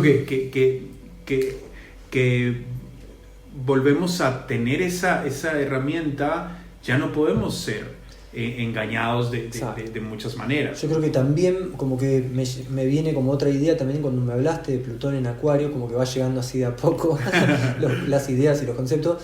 Creo de que es una descentralización del poder. Entonces esta preocupación también de estos poderes así ocultos detrás de corporaciones o todavía más detrás, cuando llegue Plutón en Acuario tal vez sea esa descentralización. Y probablemente también Plutón tiene que ver con las finanzas, con el poder del dinero, y que creo como una posibilidad de que la moneda digital y toda una unidad a través del blockchain y del Bitcoin y todo eso, claro, empiece a generar como esa descentralización del poder económico y financiero. Y yo creo que están muertos del miedo, muchos de ellos y de ellas, y porque saben de que viene esto y de que si no se posiciona el control lo suficiente, y por eso creo que todo lo que está pasando ahora, esta nueva energía va a ser un jaque mate prácticamente, porque como vos decís, se va a descentralizar todo, va a haber un despertar de conciencia, y estas personas lo saben y no quieren, no tienen miedo de pasar a este nuevo ciclo, porque son control freaks. Es como que me acuerdo que está este místico alemán científico también que se llama Gerald Karlsbella, que él decía que esto es un duality games, un juego de dualidad, y hay muchos que ya no quieren seguir jugando el juego, no quieren dejar de jugar el juego de la polaridad, no quieren seguir jugando el juego del poder, quieren seguir jugando el juego. Y hay otros que no quieren seguir jugando, entonces están haciendo lo posible para mantener ese poder, y obviamente saben lo que se viene, saben las energías que se vienen, que no pueden hacer absolutamente nada contra lo que se viene en cuanto a lo energético, planetario, astrológico, pero tienen esa ventaja de que saben y lo pueden interpretar, digamos, y lo único que pueden hacer es aferrarse a ese poder lo más que puedan antes de que esto suceda. Yo lo que creo es que a mí no me gusta como pensar de una manera un tanto de conspiración o de ideas así, pero por ahí siempre contemplar la posibilidad de que sí, es cierto de que cuando estos poderes se encuentran ante un quiebre inminente, lo que sucede es que más poder se va a tratar de imprimir dentro de la sociedad, y ese poder comúnmente funciona a través de la desestabilización, por lo menos a través de la historia, lo que uno ve, y esa desestabilización se genera a través del miedo colectivo. Claro. Con ese miedo colectivo en algún principio se quiebra la psicología del individuo y se cede la autoridad a alguien, a un poder centralizado. Exacto. Uno podría ver también, me parece ¿Por qué no? Como que me parece que también una idea de pandemia puede ser un principio de desestabilización que abra puertas a tal vez como una idea también como de la bioingeniería del ser humano, y que hay que tener cuidado también eso, de que tal vez a través de una tecnología que te prometa la salud eterna, después no estén generando intereses un poco más un poco más centralizados. Sí. Entonces uno tiene que estar siempre atento en contra de la seducción de la tecnología para poder brindar esa seguridad que en estos momentos, por ahí una pandemia, todo el mundo por ahí querría tener, volver a esa certeza, a esa estabilidad, pero que también hay que ver las propuestas que se abren después de estos momentos también bastante significativos. Claro, yo antes de la siguiente pregunta, que creo que tiene que ver un poco con esto también, en cuanto a las conspiraciones, es algo curioso, porque obviamente que es un tema muy controversial, porque como la astrología también y muchos temas paranormales y supernaturales, el tema de las conspiraciones se ha banalizado, se ha bastardeado, y la gente ya no le pone atención a esto, o le pone atención pero de una manera fanática y poco seria, como un hobby, un interés más, los masones, los templarios, los jesuitas, sociedades secretas y todo eso. pero creo que es un factor importante del individuo entender su realidad externa y los poderes detrás del mundo para poder tomar decisiones genuinas internamente a veces. Como que si uno no está bien informado en lo que está pasando en el mundo, es muy difícil actuar con autonomía en el mundo interior. Entonces es importante, yo no digo que sea una obligación de que todo el mundo se lea toda la literatura sobre conspiraciones y estas cosas, pero más allá de que ahora es muy visible que las hay y muchas, para mí se hace una obligación, digamos, en un sentido de ético, como que no podemos andar cegados caminando por el mundo queriendo tomar decisiones propias si no sabemos ni siquiera qué es lo que comemos y por qué tiene la comida que comemos o qué valor tiene el dinero que pagamos, de dónde viene ese dinero, por qué todas esas preguntas fractales que se hacen, ¿no? Y llegan a un punto y es como que sí, uno puede llegar a obsesionarse con estos temas y terminar como proyectando mucho también de sí mismo, pero no es un tema no es un tema que puede excluirse de un crecimiento personal, pienso yo. Esa es mi opinión. Yo creo de que, claro, no debería ser ninguna condición como de extremar las posturas. Por ahí como un ejemplo que tal vez espero que sirva como ejemplo es el hecho de, por ejemplo, para mí la realidad es como componer música y que uno está bien estar atento sobre una tendencia, sobre un estilo artístico que se está abriendo, que se está proponiendo culturalmente, pero uno cuando compone música lo compone desde la interioridad, lo compone de su sentimiento, de su traducción, de su filtro, y que muchas veces si uno se queda muy pendiente de la estructura y del estilo, termina no componiendo. Exacto. Porque queda condicionado por el contexto. Totalmente. Entonces sí es necesario por ahí para beber también como una fuente de inspiración, pero no que sea una estructura que termine condicionando la acción y te termina consumiendo también de alguna manera, obviamente. Bueno, sigamos con la siguiente pregunta. Esta tiene que ver con Saturno, también tiene que ver con algo siniestro que tenía yo, una pregunta. Dice, he leído en diversos libros de temas esotéricos que Saturno es un planeta maligno. Es más, se conocen múltiples órdenes esotéricas oscuras que le hacen culto a Saturno, entre ellas la orden alemana Brotherhood of Saturn, también conocida como Fraternity Saturni. Y hay muchas otras más órdenes y sociedades secretas que le rinden culto a este planeta, y muchas de ellas aseguran que Saturno era el Sol del sistema solar antes del Sol actual, y que Saturno tiene una especie de rivalidad con nuestra estrella. ¿Qué podrías decir sobre esto en términos astrológicos? Bueno, Saturno siempre tiene como una relación, también lo veo desde ser el hijo que se revela en contra de la representación mitológica de su padre Urano y su madre Gea, y que logra como que trascender el destino de lo que venía siendo para sus otros hermanos, de que Urano no permita de que Gea dé a luz a sus hijos. Y bueno, a partir de esto es como una trinidad en algún principio, entre cielo, que es Urano, tierra, que es Gea, y Saturno, que es el hijo, y que también representado bajo la mitología romana es Cronos, el tiempo. Curioso, te hago una pregunta rápido, ¿no? ¿Esto podría relacionarse con Brahma, Vishnu y Shiva en el hinduismo? Que Brahma sería como el inicio, Vishnu el que mantiene y Shiva el que destruye.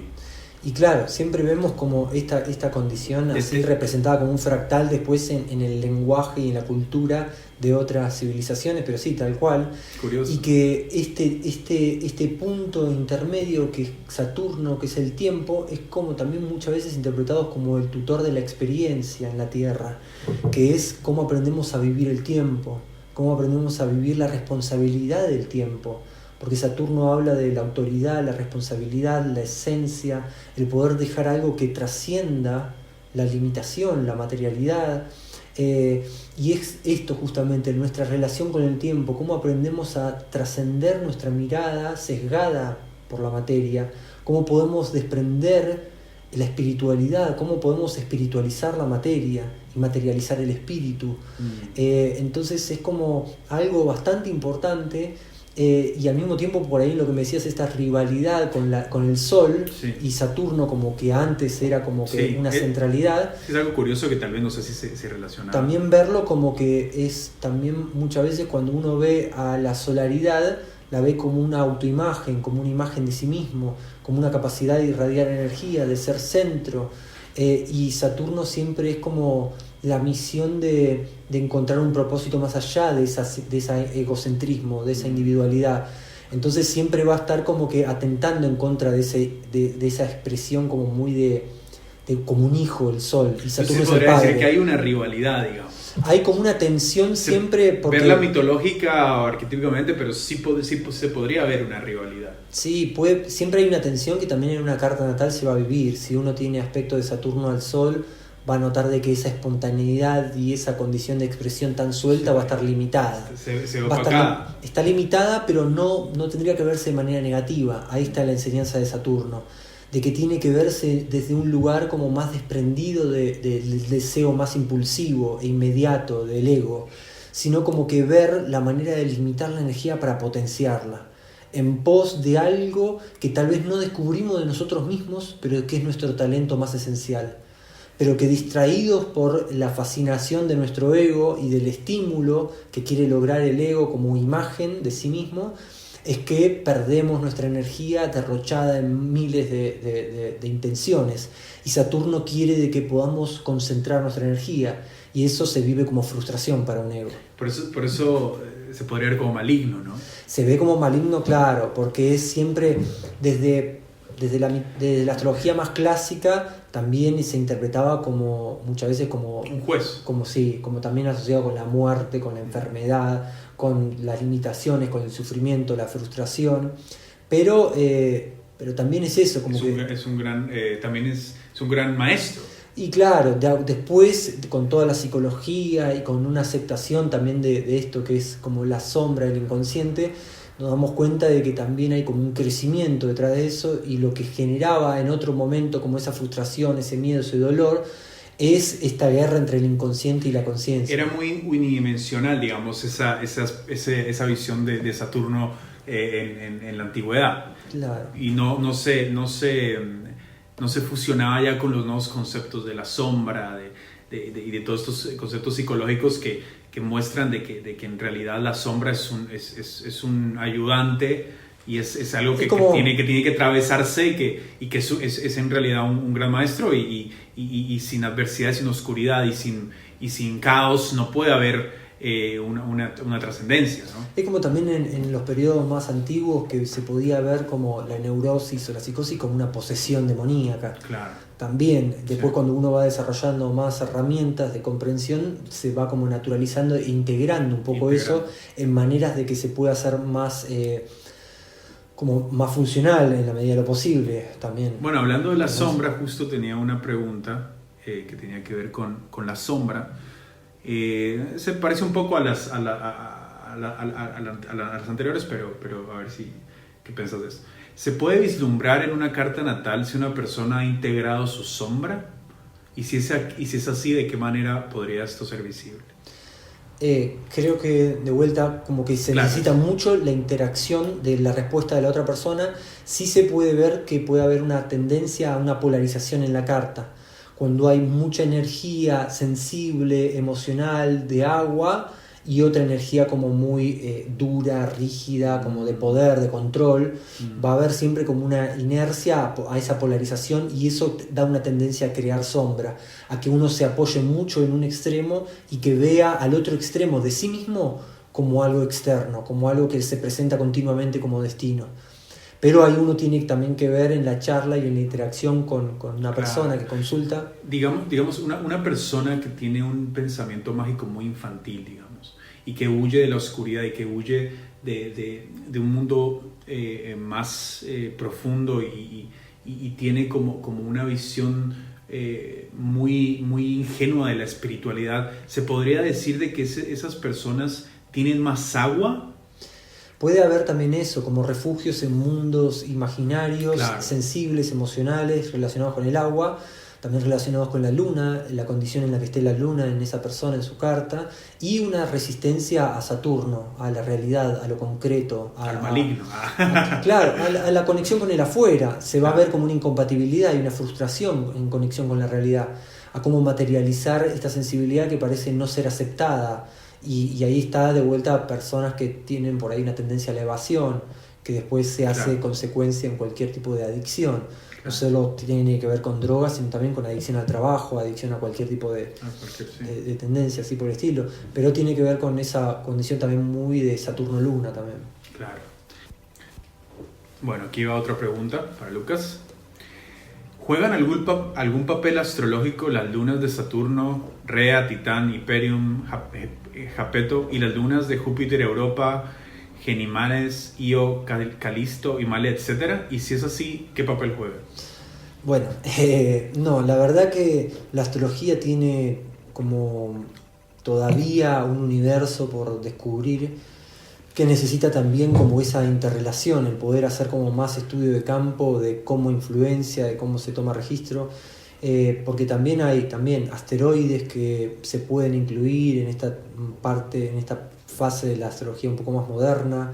Se habla también de Quirón, se habla también de Juno, de Palas, de Vestax, y hay muchas, bueno, también hablando, ni hablar de las partes de la fortuna arábicas, las estrellas fijas.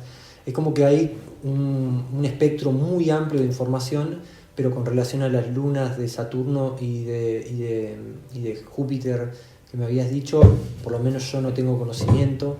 Hay gente que tal vez sí se profundice un poco en eso, una astrología transuraniana, hay como muchas disciplinas para poder ahondar de acuerdo a la curiosidad de cada uno, pero yo no, en relación a esas lunas no tengo Eso es algo que me interesa mucho porque, digamos, aquí, haciendo relación con otra pregunta, sería esta, digamos, ¿crees que hay una nueva astrología naciendo y una vieja astrología muriendo? Y si es así, ¿cómo las describes a ambas? Yo creo que es ya una transición que se fue dando desde la astrología clásica, que me parece como que no tendría que quedar excluida. Una astrología que estaba también muy orientada hacia disciplinas un poco también de astrología horaria, de astrología electiva, como que también decidiendo y pudiendo predecir determinadas condiciones para que la persona también pueda interactuar o tomar decisiones en la cotidianidad. Ahora ya se transformó en una orientación un poco más psicológica, de ver no de lo inmediato, sino como mucho más desde el psiquismo de la persona, de su historia personal, de la memoria, poder trabajar desde esta parte como un poco más interna. Y creo que después va a ser como que una reunión entre estas dos partes, entre esta astrología clásica que orientaba mucho hacia la relación con el destino, con el entorno, con el contexto de la persona para tomar decisiones, como era también en sus momentos las monarquías tomando decisiones sobre atacar o no, sobre buscar qué tierras o cuáles no, y ahora ya como una astrología mucho más psicológica a partir de todo lo que fue la apertura de Dane Rudyard y muchos otros, Saportas y demás. ¿Se podría decir entonces que la astrología clásica estaba más ligada a lo colectivo y la nueva, si se le puede llamar así, está más ligada al individuo? Claro, sí. Sigue teniendo como todavía algo también de una condición de lo colectivo, pero... O el enfoque, digamos. Pero hay menos enfoque como de lo fáctico y de lo práctico. Hay como una búsqueda también de esto de lo psicológico que antes por ahí no era tan presente, porque tampoco existía tampoco la disciplina de la psicología. Y creo que después tal vez vaya migrando despacio hacia también una preocupación sobre la humanidad, en algo como mucho más amplio, hacia dónde va dirigiéndose, qué cosas nos pueden favorecer, qué cosas también están como que siendo más propicias para un cambio, y poder también hacer esa interpretación de la manera como más constructiva. Entonces ya iría algo transpersonal en algún principio de la astrología. Creo. Claro. Bueno, a mí un planeta que siempre me ha llamado mucho la atención, porque es el más cercano al Sol, es Mercurio, ¿no?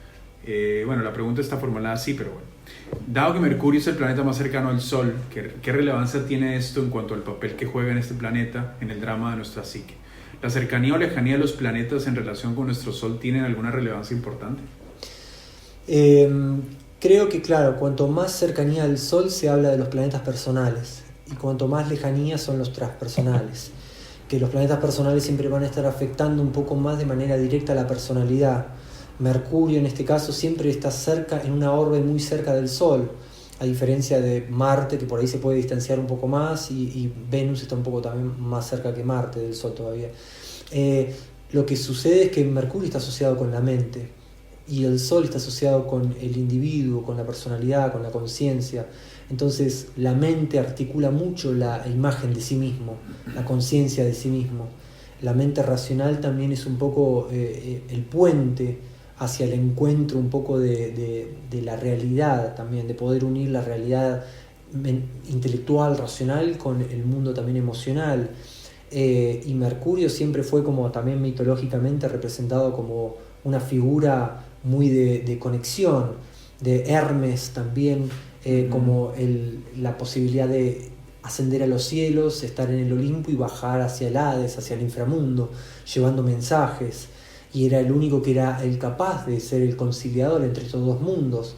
Entonces también habla de esta mente pudiendo hacer esa conexión entre el cerebro, la parte del cerebro superior y la parte como más inconsciente de la sombra, de la parte un poco más oscura también de sí mismo. Qué curioso, esto me viene a la cabeza la siguiente pregunta, justo que en la astrología maya, pero en la que modificaron un poco con el tiempo, no me acuerdo el nombre ahora de la persona que la modificó. Argüelles, el mismo. Habla mucho del enlazador de mundos, ¿no? Podría relacionarse un poco con eso. Pero esto va a la siguiente pregunta. Tengo entendido que te gusta la astrología maya y no sé si la practicas o solo sos aficionado en un sentido, pero en lo que conoces de la astrología maya, ¿cómo podrías como relacionarla, compararla con la astrología caldea, se le podría llamar? Los mayas, bueno, yo no tengo la profundidad suficiente en el conocimiento de todo el calendario maya y la cosmovisión. Sí tengo por ahí, gracias a Naité Quiroga, nuestra, nana sacerdotisa maya. De Guatemala, sí. Claro, de Guatemala, que nos introdujo un poco en todo lo que es los nahuales, el calendario y demás. Lo que yo por lo menos desde mi registro percibo es que los mayas tenían, estos nahuales en donde tenían como dos ruedas en donde se unían los números con los nahuales y creando así como una dinámica también.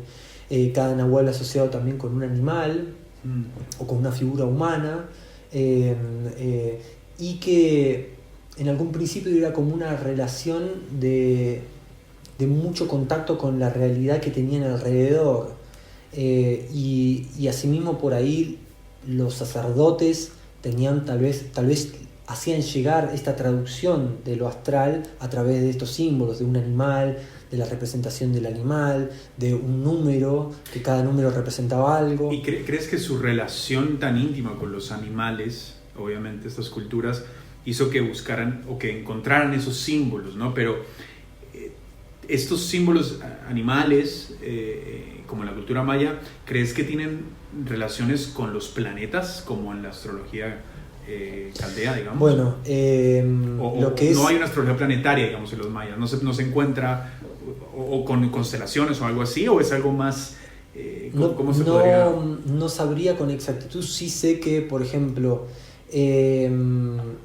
esto es siempre del calendario maya original, porque Argüelles, como dijimos, tiene toda una reinterpretación desde otros símbolos.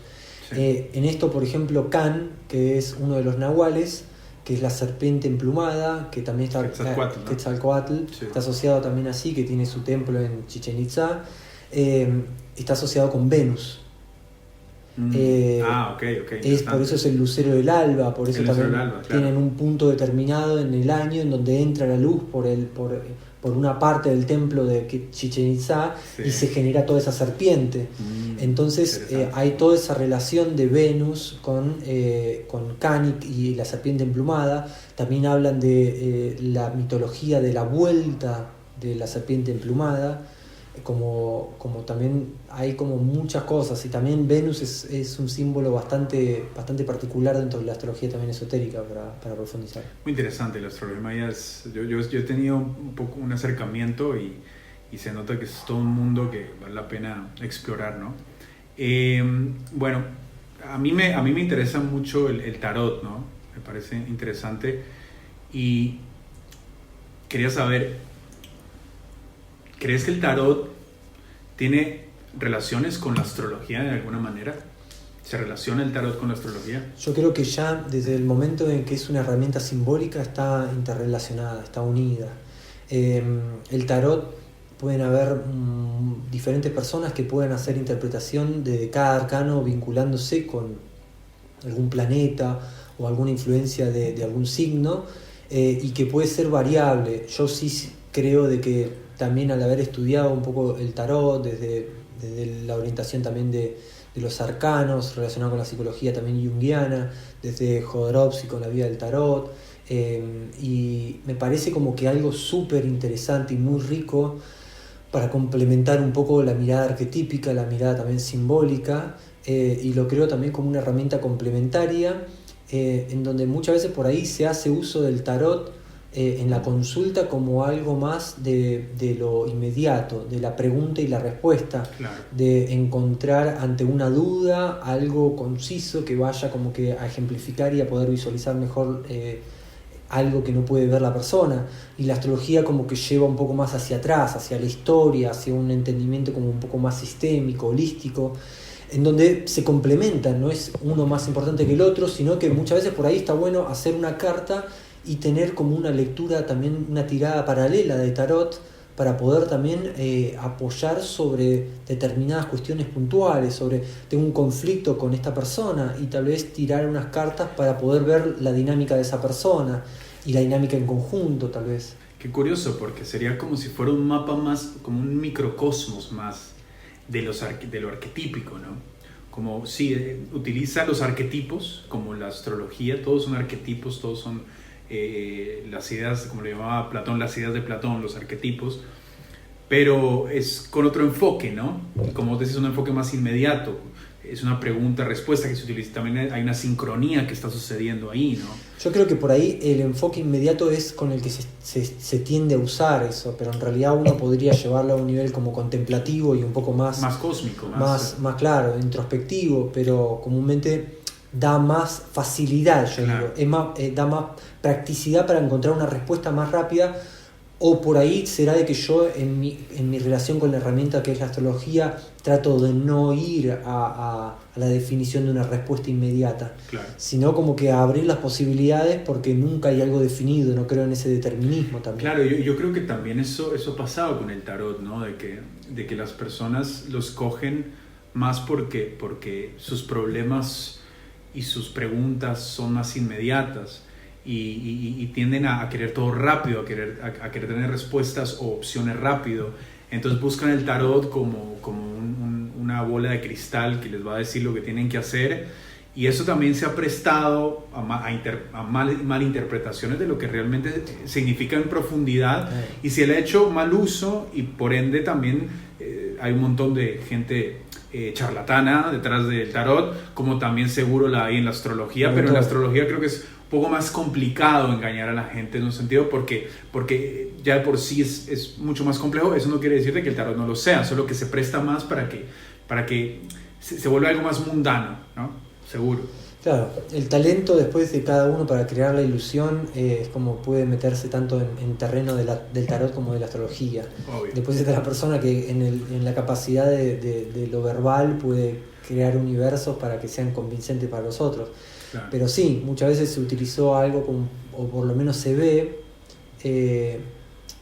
como esta respuesta inmediata. de las personas que yo conozco en las que hice tirada de tarot no es tan así. Se habla siempre clara y abiertamente de que las posibilidades dependen de uno. Uno solamente traduce la imagen que devuelve. Sí, no es algo absolutista, digamos. Claro. Y por eso, bueno, aquí me lleva esto a una pregunta más, y tenemos dos más y ya terminamos por hoy. No la encuentro bien, pero me acuerdo de la pregunta. No, aquí está. ¿Crees que la astrología marca un destino predeterminado o el libre albedrío juega un papel y puede modificar lo que ya está escrito en la carta? Ahí creo que es también como un tema bastante polémico. Creo de que también hay que ver de dónde quién está mirando esta cuestión del libre albedrío. Si la está mirando un alma, un espíritu, o la está mirando una personalidad y un ego. Claro. Porque también está esta cuestión de que el ego va a querer ser omnipotente, va a querer tomar todas las decisiones, va a querer que todo dependa de su propio control. Y eso obviamente va a resistirse ante cualquier tendencia de algo más o menos marcado como una tendencia, como un flujo de energía en una dirección determinada.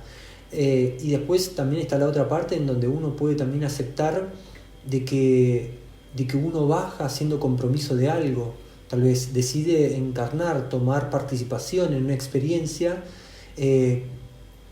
con determinadas directrices, con un marco determinado de experiencias en donde uno va a estar tratando de recuperar la memoria de sí mismo, y que no tiene que ser un condicionamiento determinista eso, sino que es una potencialidad para poder profundizar y para poder centrar la energía en el reconocimiento de sí mismo, y que ese destino viene en esa misión, no viene a atentar en contra de una personalidad que quiere llegar al máximo éxito de su vida, llegar a la riqueza, a un nivel de éxito, claro. Ahí claro, se va a vivir de esa manera, pero si uno lo vive como que este destino viene a poder profundizar en la energía en la que fuimos, en la que somos, en la que nos comprometimos, entonces ya no se vive ese determinismo desde ese nivel de comprensión. Claro, y aparte es un tema que a mí, bueno, a vos y a mí nos interesa mucho, y que seguro va a ser parte de un programa futuro, es la libertad, ¿no? Y ahora que hablabas de la mente y el ego, me pregunto yo, y te lo pregunto a vos también, ¿cómo podemos asegurarnos si es libre albedrío cuando viene de ese lado, ¿no? Porque ¿bajo qué concepto es una decisión libre? Cuando se está tomando bajo como metido en una burbuja, como que estás metido en un mundo que no hay tantas opciones y posibilidades, porque estás entregando todo tu poder a un ego, una personalidad que está construida prácticamente, que no es autónoma. Entonces ahí se pregunta uno, ¿es libre albedrío eso en realidad o no? Yo lo que siento es que al estar condicionados por una visión científico-materialista, tendemos a ver las decisiones sobre el mundo externo, no sobre el mundo interno. Y que para mí el libre albedrío no tiene que ver con la acción que podamos ejercer sobre nuestra realidad externa, sino la capacidad de transformación interna. Entonces, todo lo que nos venga por fuera como destino tendría que ser un poco más, no digo indiferente, pero como uno tener como otra relación con eso, sino el libre albedrío y la libertad está en la posibilidad de elegir la transformación interna, en esa posibilidad de una opción consciente para consigo misma. Claro, el libre albedrío no es tomar una decisión, el libre albedrío es tener las posibilidades abiertas. Claro. Poder tener el nivel de conciencia de saber que hay una opción. Exacto. Y no elegir desde una mecánica de inercia y de reacción. Exacto. Bueno, Lucas, la última pregunta, quería saber, ¿hay algo en la astrología, porque sabemos que es una ciencia interminable, eterna, como todo arte, ¿hay algo que te interese actualmente, que estés profundizando, hay algo que quieras investigar para un futuro, que te esté llamando la atención y te está apasionando en cuanto a la astrología? Creo que me me apasiona, por lo menos en este momento, tratar de poder unir y vincular la neurociencia con la astrología. Muy interesante eso. Y veo este principio de también ver, como decía en un momento, la cruz cardinal y la relación de Aries y de Capricornio, Cáncer y Libra. Pero es algo que estoy en las puertas. Apenas comenzando. Claro. Bueno, pero ya con lo que hice al principio ya suena muy, muy, muy prometedor y muy interesante. Como que ese descubrimiento, como que también siempre he hablado de el oráculo de Delfos, de conócete a ti mismo, y que la astrología en algún principio muestra también eso, y el poder descubrir la profundidad de la mente humana, y acompañada desde la simbología también astrológica, que te da como muchas herramientas para poder como que profundizar en algunos destellos que te va llegando de alguna información, que uno la puede ver como la neurociencia, como algo muy científico o académico, un poco más estructurado, pero poder abstraerlo a un nivel de dejarlo como que se complemente con otras informaciones. Claro, igual yo creo que cuando uno escucha cuestiones como astrología con psicología, astrología con neurociencia, independientemente de la connotación científica, materialista que pueda tener la neurociencia o la psicología en ciertos aspectos, hay algo más detrás de esa proposición que suena bien. Ese híbrido suena bien. Siento yo que hay que consolidar esas polaridades, hay que relacionarlas, porque no hay una separación realmente. En el ser humano hay una unión de todo que se está desvelando poco a poco, y la astrología no se separa de la psicología, de la neurociencia, de ninguna otra ciencia. En tendemos a abstraer todo y a llevarlo hacia la mente como un principio de resolución. Y creo mucho en la acción, creo mucho en el movimiento direccionado por la disciplina. El movimiento lo hablo como Aries, direccionado por la disciplina, relacionado con Capricornio, y los hábitos, relacionado con el poder ver los principios del subconsciente, el cómo programar un poco el subconsciente, y de cómo también aprender a interactuar en la dinámica de la vincularidad, que es Libra. Entonces el poder interpretar como que todo eso me parece como muy, muy interesante, que obviamente habla de la psicología, de la neurociencia, habla de muchos principios también.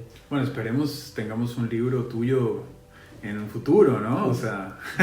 me cuesta muchísimo como acuariano y un tanto excedido en uranialidad, el poder aterrizar y escribir es algo que es un desafío, pero que también, bueno, lo miro hacia adelante para poder hacerlo. Encontraré tal vez la manera, si es grabándome.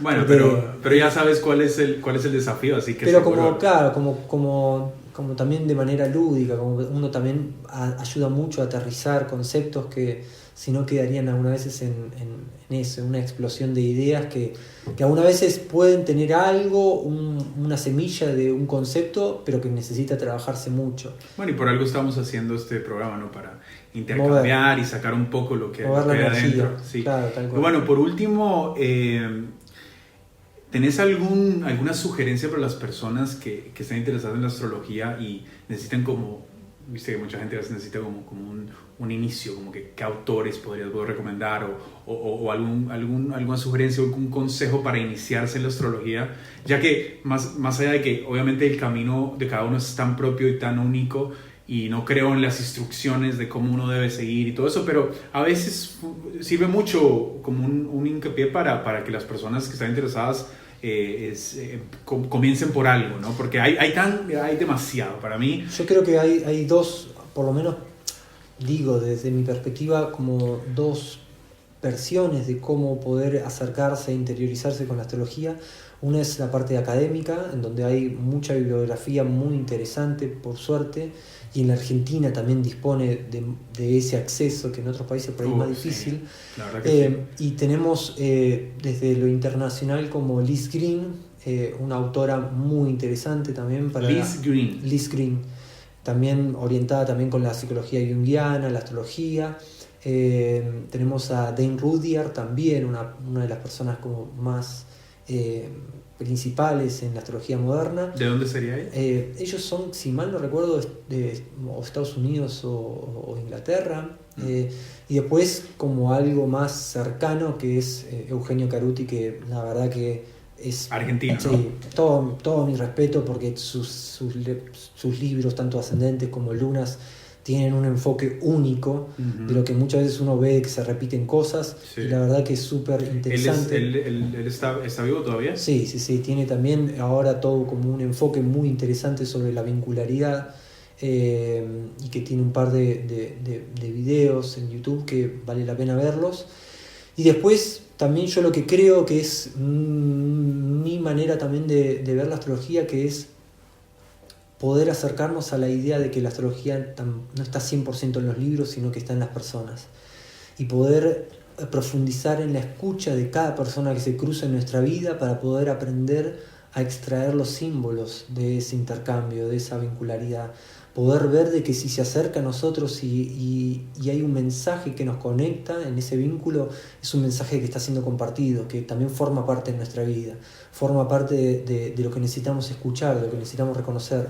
Y a mí me parece como que siempre ese ejercicio de llevarlo de un nivel lúdico, de un nivel en donde tengamos el conocimiento teórico, pero justo para poder después hacer un ejercicio de eso y no quedarnos tanto en la acumulación de información. Por eso a mí también me ayudó la pandemia a comprometerme también conmigo mismo, a tratar de también como que bajar una parte teórica, tratar de compartir la enseñanza que me apasiona tanto, de una manera simple, y hacer, bueno, lo que por ahí me dedico el tiempo a tratar de hacer una página, módulos, compartir esos módulos para que las personas puedan a su tiempo ir aprendiendo las estructuras, por lo menos básicas, de la astrología. Y después el llevarlo hacia encuentros de workshop, de talleres, en donde tenga que ver mucho con el escuchar algo y el empezar en conjunto a descubrir el símbolo de eso. Y así empezar a ejercitar la mente, más que en la lectura y en la acumulación de información, en la escucha y en la poder ser permeable a esa información, sentirla. Qué interesante, porque yo diría que a mí lo que me pasó con la astrología al principio fue que sentía de que no me pasaba con la poesía, no me pasaba con la filosofía, de que necesitaba interacción cuando hablaba de astrología. No, cuando me encerraba a leer y solo a ermitaño, leer, como que faltaba algo. Y siento que, me imagino que estás de acuerdo con esto, y obviamente lo estás diciendo, de que la astrología es algo que tiene que tener una dinámica más de interrelaciones, ¿no? Como, por ejemplo, ir a un workshop, hablar con otras personas, discutir o tal vez tomar clases y estar en presencia de gente que le interese y todo, como algo más humano y más de interrelaciones que simplemente uno siendo un ratón intelectual encerrado en su casa comiéndose todos los libros sin poder, porque me imagino que la astrología tiene mucho que ver con hablar también, con expresar, con conocer a las personas, no solo con saberse de memoria conceptos y aprenderse de memoria cada signo, cada casa, cada ascendente, etc. Porque al principio de eso, la astrología te da un universo que para la mente bien racional que quiere catalogar y clasificar, parecería como que una tentación muy válida a decir, bueno, tengo que saberme todos los planetas, todos los aspectos, todos los signos, las casas, toda la astrología védica, la astrología, y ahí uno se queda un poco fascinado en eso, pero después uno necesita poder darle como que un movimiento, hacer un intercambio, poder escuchar, y ahí como que me parece que nace, por lo menos desde mi dinámica, la motivación de descubrir algo que todavía no, que necesita ser extraído también de una otra persona, de sí mismo también. Entonces es como que genera algo también un poco más interesante, porque muchas veces los libros, para poder escribir algo, uno necesita cerrar conceptos. Y eso para mí iría en contra un poco de la astrología, claro, que también quiere abrir. En realidad no iría en contra, es complementario, pero uno tiene que saber de que está bien cerrar conceptos para poder materializar y cristalizar algo que después te sirva como una herramienta. pero no hacer eso un principio absoluto. Claro. Entonces, para poder abrir después está esto que es también el juego con la escucha, el poder desentrañar detrás de la palabra lo que está por debajo del lenguaje, lo que es paraverbal también, y poder a partir de todo eso que por lo menos a mí me entusiasma mucho, Sí. el generar esta decodificación, el generar este nuevo lenguaje, que está como también entremezclado dentro de nuestro lenguaje habitual, dentro de nuestras palabras, pero lo podemos escuchar a través de la vibración, lo podemos escuchar a través de los sentimientos, de cómo muchas veces el lenguaje está acostumbrado a enmascarar cosas, a ir tangencialmente a tratar de un concepto. Sí. Y que uno cuando registra eso y puede tener un poco la herramienta de la astrología, se da cuenta del núcleo de eso que se está yendo por la circunferencia, y uno trata de activarlo y de despertarlo a través de determinadas preguntas. Entonces eso me parece como mucho más enriquecedor, el hecho de eso, de la escucha.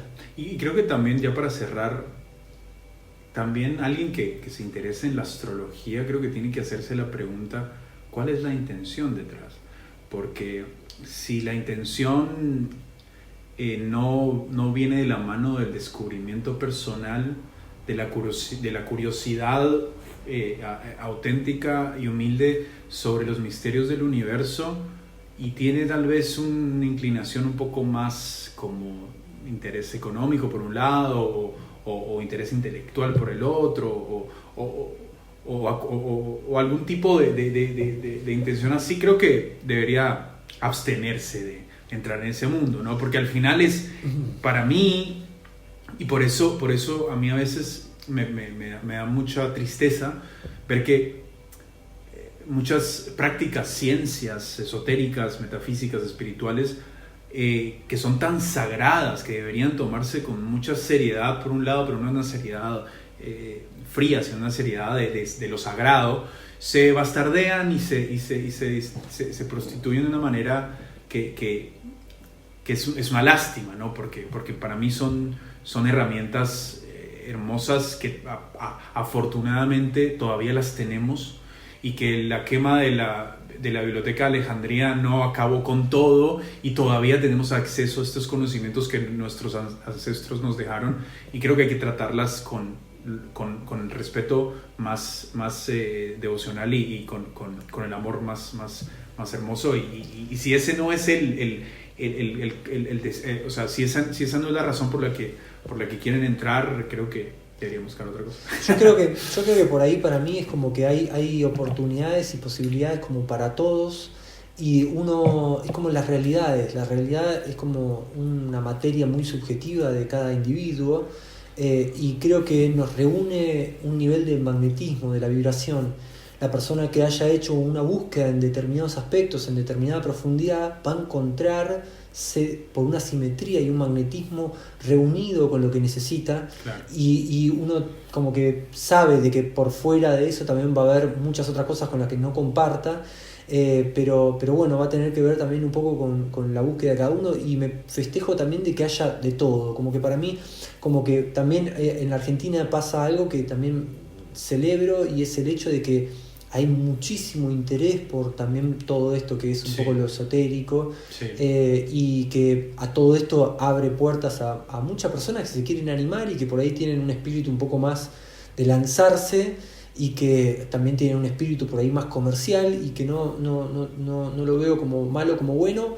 Tal vez ese espíritu va a magnetizar personas que estén también con el mismo nivel de interés y en la misma frecuencia, y otras personas por ahí que lo toman desde otro enfoque también van a encontrarse con esas otras personas. No, claro. Yo creo que al final como que no la manera en que se haga, si lleva consigo algo genuino, es válido. O sea, hay astrólogos o tarotistas que pueden ser más visibles, pueden ser más comerciales y tienen una impronta más publicitaria, y son más llamativos, etcétera, etcétera. Eso no les quita el mérito para nada. Es como que a veces gente escribe libros sobre espiritualidad y todo eso. Y mucha gente dice, pero esos libros son importantes, ¿para qué los venden? ¿Por qué no los regalan? O algo así. Y es como que no, detrás de una pasión también hay un negocio, y ese negocio mientras no sea la prioridad está bien, es algo que es implícito en el proyecto que se está llevando a cabo. O sea, yo creo que es eso, lo que podría ayudar mucho a eso es que se cree una nueva red, una red más orgánica, una red en donde no haya la interferencia de estos centros de capital, claro, en donde tratan de dirigir la atención, la información, para explotar un poco en beneficio de su búsqueda, y que sea algo más de un compartir entre persona con persona. No tener tal vez algunas redes que lo que hacen es utilizarte como un producto para explotarte como una persona generadora de contenido, y que en realidad no le interesa la cualidad de contenido, sino claro, le interesa que puedas estar todo el tiempo explotándote en algún sentido con una exposición que genere movimiento, no calidad de movimiento. Claro.